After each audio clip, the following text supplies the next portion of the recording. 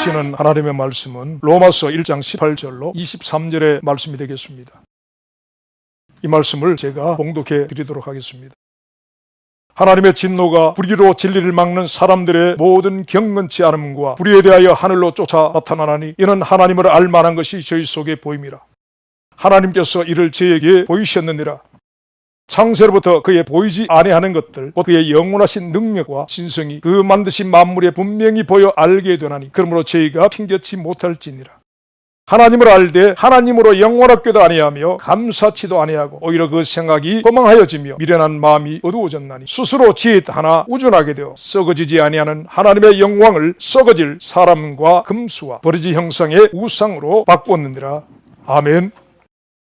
현대 기독교인들이 믿지 않는 이들에게 전도할 때 가장 신경 써서 전하는 것은 하나님의 사랑입니다. 마치 신자와 불신자의 차이라 이와 같은 하나님의 사랑을 알고 있는가 모르고 있는가의 차이 정도로 생각하는 것 같습니다. 그래서 내 모든 것 창조하신 우리 주님이 너를 얼마나 사랑하시는지 그 하나님이 사랑의 눈으로 너를 어느 때나 바라보시고 인자한 귀로서 언제나 너에게 귀 기울여주고 계신다라고 말해줍니다. 사람들이 하나님을 믿지 않는 것은 하나님의 이런 사랑을 몰라서 그런 것이라 생각하고 이런 하나님의 사랑을 가르쳐만 준다면 사람들이 하나님께로 돌아올 거라고 생각을 하고 있는 것이죠. 요한복음 3장 16절에 하나님이 세상을 이처럼 사랑하사 독생자를 주셨으니 이는 저를 믿는 자마다 멸망치 않고 영생을 얻게 하려 하심이라 하신 이 말씀을 가르쳐 주는 것입니다. 독생자까지 주시고 묻지도 따지지도 않고 그저 호의를 베풀어 주시는 하나님의 사랑을 소개하는 것이죠.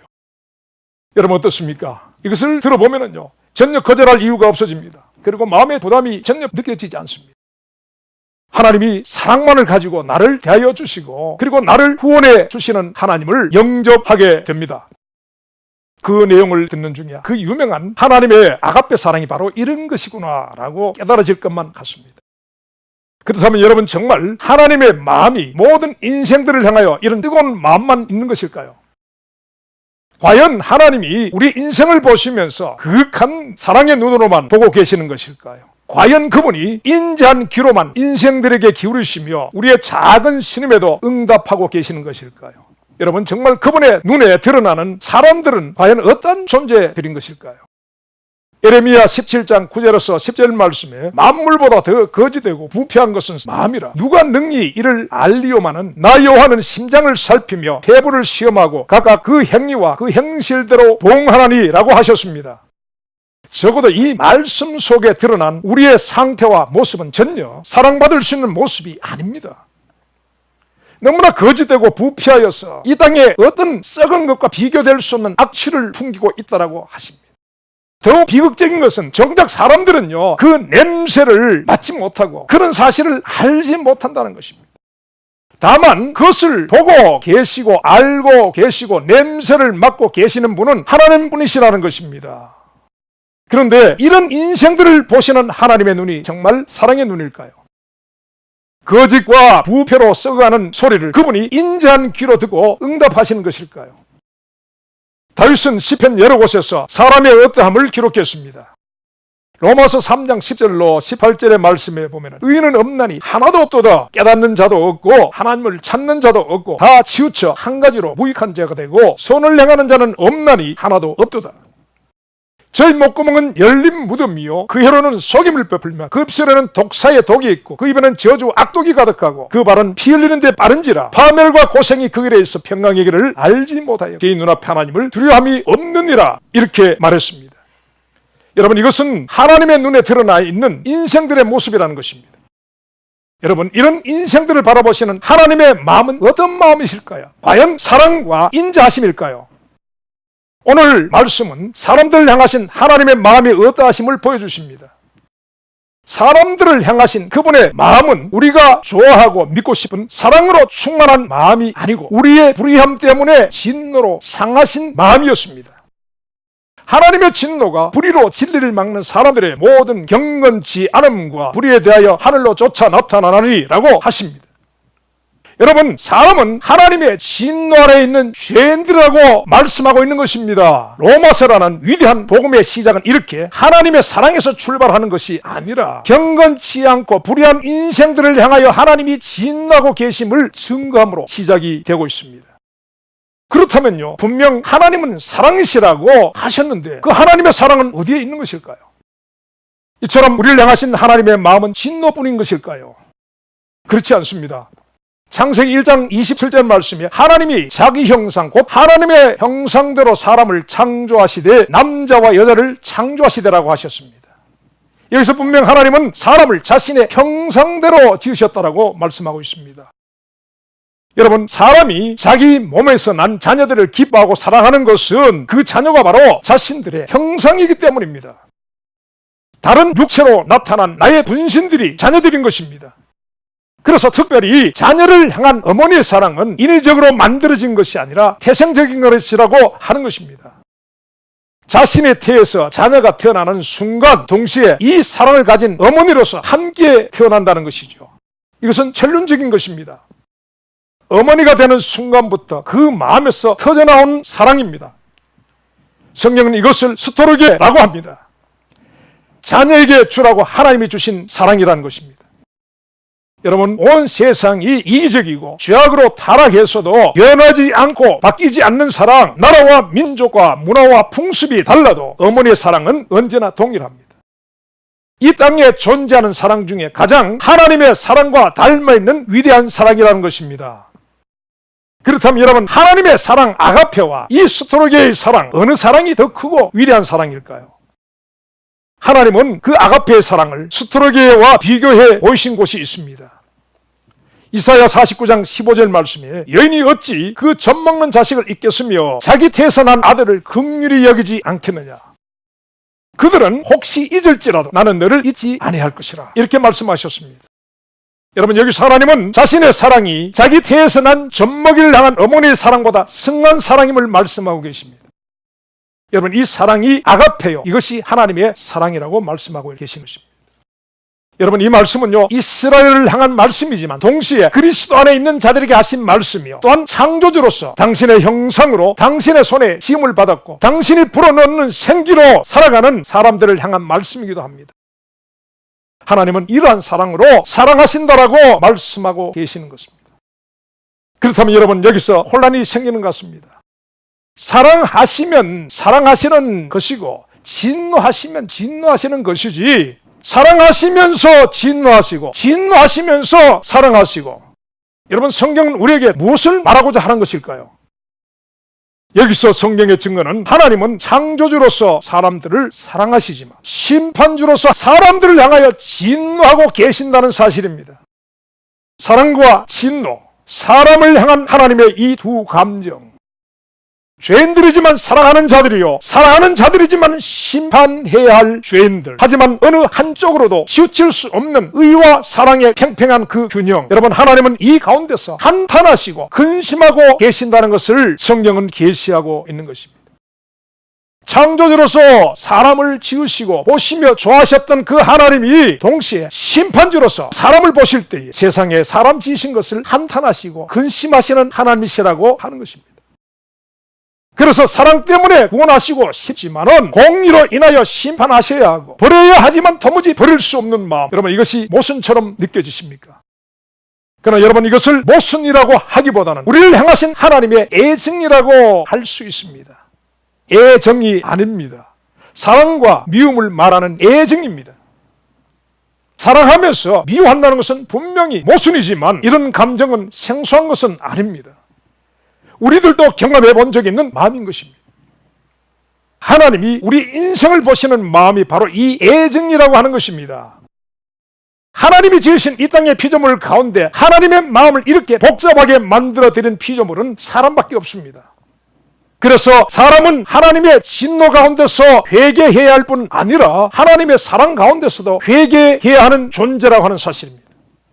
우리에게 하나님의 큰 사랑이 나타나면 그 사랑의 크기만큼 미워하심이 있었다는 사실을 기억하고 회개해야 한다는 것입니다. 다윗의 맏아들 암논을 죽인 살인자가 있었습니다. 그리고 다윗의 왕자를 노리고 반역을 일으킨 반역자가 있었습니다. 이 사람은 다름이 아닌 다윗의 둘째 아들 압살롬이었습니다. 이 압살롬은 아버지 다윗의 후궁들을 백주 덴낫에 사람들이 지켜보는 가운데 욕을 보인 페루나였습니다. 다윗에게 이 압살롬은 사울보다 더한 일생의 원수였다는 것입니다. 이 압살롬은 왕국의 기강을 세우기 위해서라도 다윗의 손에 당연히 죽을 자였습니다. 왕세자 암논을 죽일 때에 이미 그는 다윗의 손에 죽어야만 했습니다. 그러나 다윗은요, 그를 죽이지 못합니다. 자신이 압살롬의 아버지였기 때문입니다.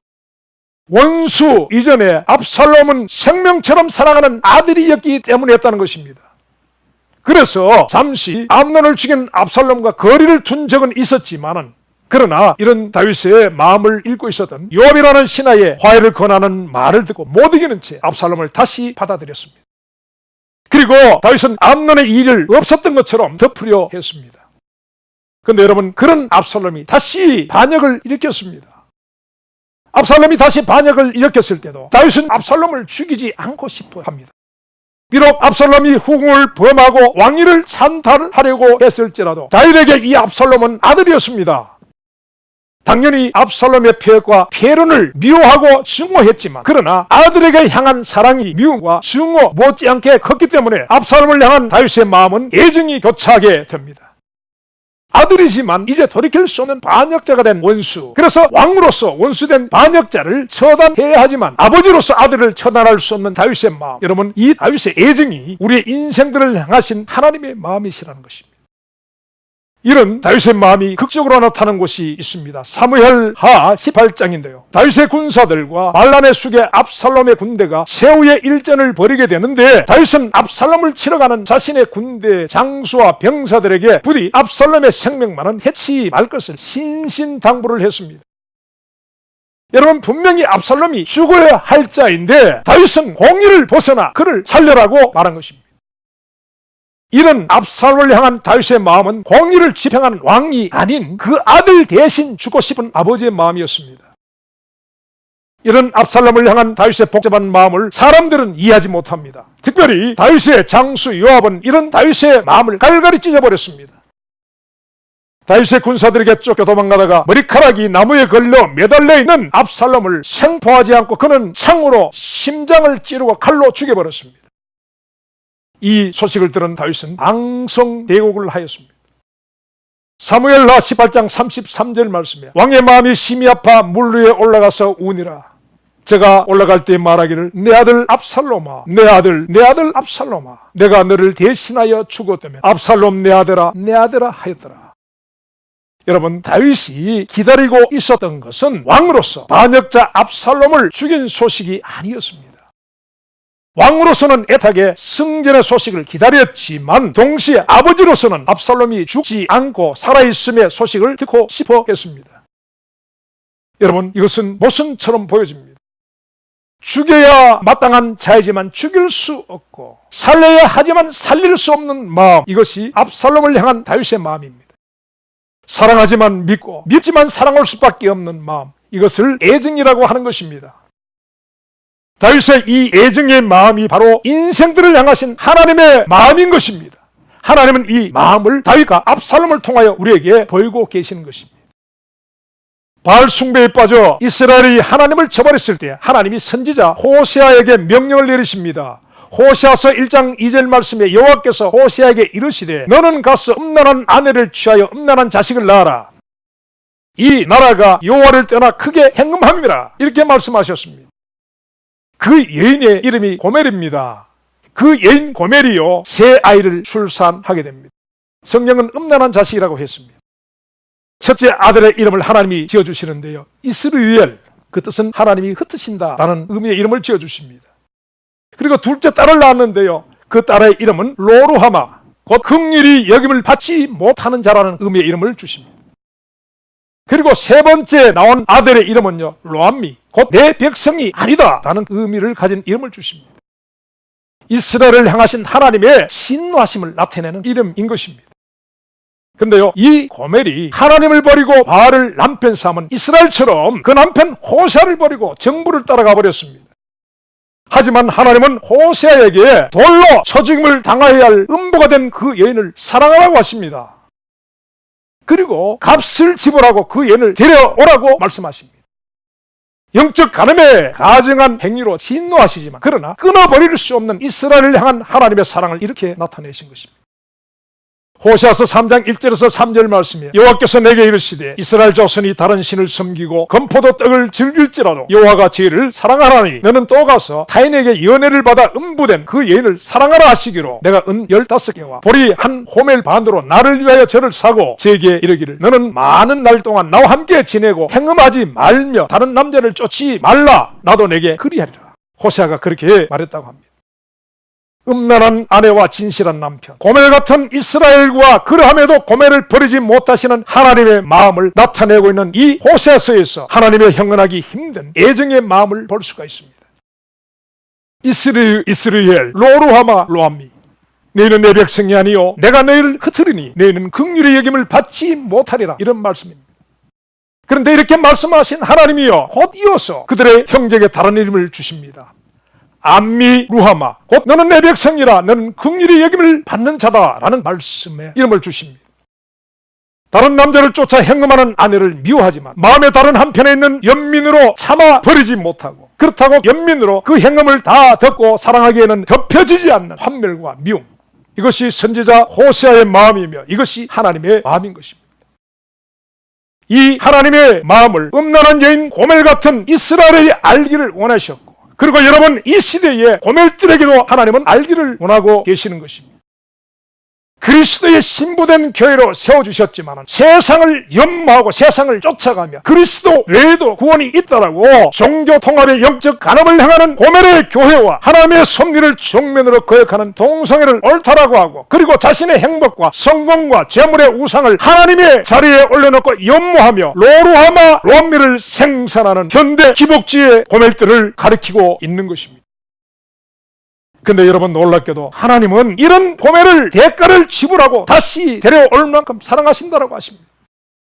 그러나 이처럼 사랑하시지만 동시에 너무나 미워하고 미워하셔서 진노하고 계신다는 것입니다. 하나님의 진노가 불의로 진리를 막는 사람들의 모든 경건치 않음과 불의에 대하여 하늘로 나타나느니라고 하십니다. 여기서 경건치 아니함이란 불경하다 사악하다라는 뜻입니다. 하나님의 진리 곧 하나님의 참되심과 진실하심을 가로막는 모든 사람들의 사악함에 경노하고 계신다고 하시는 것입니다. 그리고 모든 사람은요 하나님의 일하심을 알고 있다고 하십니다. 왜냐하면 하나님이 이미 하나님을 알만한 것을 사람들 속에 보이셨고 나타내셨다고 합니다. 여기서 이 보이다라는 헬라어 화네이로스라는 말은 빛나는 분명한 이런 뜻입니다. 사람 속에 빛처럼 분명히 하나님을 알게 하셨다고 하는 것입니다. 교회와 그리스도인들에게는 더욱 특별히 성경과 성령의 조명하심으로 하나님 외에 다른 신이 없고 그리스도만이 길이요 진리요 생명하고 알게 하셨습니다. 동성애는 하나님의 순리를 거스르는 죄악으로 그것은 틀린 것이고 가증한 것이라고 알리셨습니다. 모든 사람에게 빛처럼 분명히 알게 하셨다고 합니다. 그래서 여러분 모든 사람들은 하나님 앞에 핑계를 댈 수 없는 존재들이라고 분명히 말씀하고 계시는 것입니다. 창세로부터 그의 보이지 아니하는 것들 곧 그의 영원하신 능력과 신성이 그 만드신 만물에 분명히 보여 알게 되나니 그러므로 저희가 핑계치 못할지니라 이렇게 말씀하고 있습니다. 여러분 이렇게 하나님을 모른다고 핑계할 수 없는 존재들이 영원하신 능력과 신성의 그 하나님을 알았지만 하나님을 알되 하나님으로 영원하게도 아니하고 감사치도 아니하고 오히려 그 생각이 허망하여지며 미련한 마음이 어두워졌나니 스스로 지혜에 따라 우준하게 되어 썩어지지 아니하는 하나님의 영광을 썩어질 사람과 금수와 버러지 형상의 모양의 형상으로 바꿔버렸느니라 이렇게 성경이 증거하고 있습니다.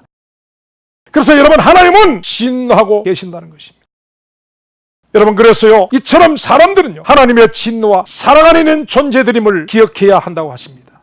그래서 하나님은 진노 중에도 회개하는 자에게 긍휼을 베푸시며 사랑 가운데 있을지라도 회개치 않는 우리의 불의에 대하여 진노하시는 분이심을 믿어야 한다는 것입니다. 여러분 이 의로우신 하나님의 진노를 공의라고 하며 고멜 같고 압살롬 같은 죄인들을 불쌍히 여기시는 하나님의 긍휼하심을 사랑이라고 합니다. 이는 하나님의 거룩하신 속성이십니다. 한 분 하나님 속에 있는 거룩한 두 성품인 것입니다. 사람들은 하나님의 이 두 성품을 동시에 충족시켜 드리지도 감당할 수도 없는 존재들입니다. 그래서 하나님은 그것을 함께 감당할 수 없는 우리를 대신하여 하나님의 독생자에게 감당케 하셨다는 것입니다. 여러분, 그것이 십자가입니다. 십자가는 거룩하신 하나님의 사랑과 공의를 이 땅에 동시에 나타내신 것입니다. 하나님은 저 십자가에서 불의한 자들에게 부으실 진노를 독생자에게 대신 쏟아 부어 죽임을 당케 하심으로 죄인들을 향한 하나님의 공의를 충족하셨습니다. 그리고 마땅히 죽어야 할 사람을 대신하여 독생자를 심판의 대속물로 십자가에 내어주심으로 죄인들을 향하신 하나님의 사랑을 충족하셨습니다. 갈보리 십자가에서 이런 하나님의 공의와 사랑이 나타났고, 그리고 그곳에서 서로 충돌되고 동시에 충족이 되어집니다. 그래서 그곳에서 죄인들의 구원이 이루어지는 것입니다. 내가 다 이루었다라고 하나님의 사랑과 공의에 의해 찢기시고 죽임당하신 하나님의 독생자 예수 그리스도께서 그곳에서 선포하셨습니다. 그래서 여러분, 이 십자가는 하나님의 지혜요 죄인들의 구원을 위하여 역사하시는 그 힘의 강력이요 베푸신 능력의 지극히 크심인 것입니다. 그래서 불의한 우리 인생이 하나님의 진노를 피하여 찾고 붙잡고 돌아가야 할 곳은 십자가뿐인 것입니다. 그리고 우리 인생들이 이 땅에서 반드시 해야 할 것은 십자가의 예수 그리스도를 얻는 것입니다. 그리고 반드시 죽어야 할 인생이 가져야 할 소망은 그날의 그리스도 안에서 발견되는 것이어야 합니다. 여러분, 이것이 믿음입니다. 사랑하는 여러분, 부디 십자가의 그늘 아래서 하나님의 그 은혜와 긍휼과 평강을 얻는 우리 모두가 되시기를 바랍니다. 기도하시겠습니다. 주님, 지혜와 계시형을 부어주셔서 하나님을 참 아는 우리 모두가 되게 하여 주옵소서. 예수님의 이름으로 기도하옵나이다. 아멘.